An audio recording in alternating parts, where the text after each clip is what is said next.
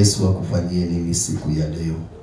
Nataka Yesu anikomboe kwa magonjwa na nibariki.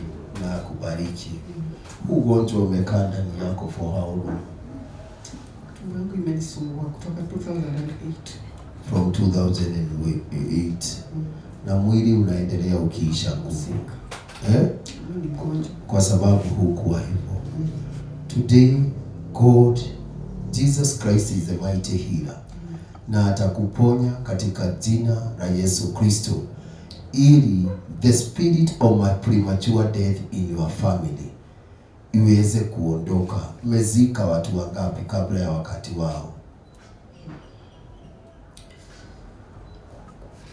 Ndugu za baba yangu kuna wakati walikuwa wanakufa kila mwaka watu wawili. Kila mwaka watu wawili. Baba yangu ndiye amebaki tu. Ndio amebaki. Mmoja. So the spirit of death is hovering in your family, and we are praying today that you shall be delivered, na familia itakombolewa in Jesus name. Yes. Karia yako ilienda wapi? Sijawahi pata kazi. Hujawahi pata kazi na food after 3 months. Na sasa hivi nafanya tu hawking man and I went to school. You went to school, but you have never enjoyed your career. Hujawahi ajiriwa. Today we are trusting God Almighty,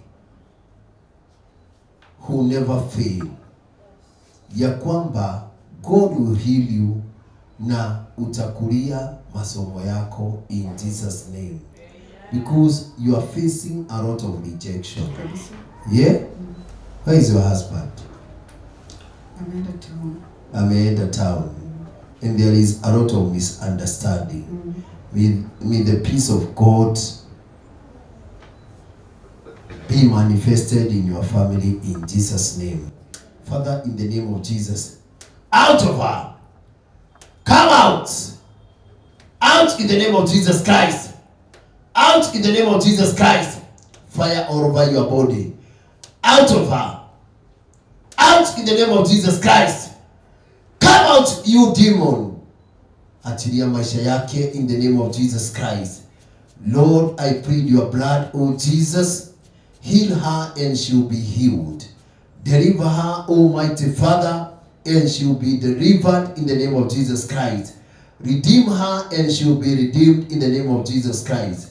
Mighty and everlasting God, I thank you for what you have done.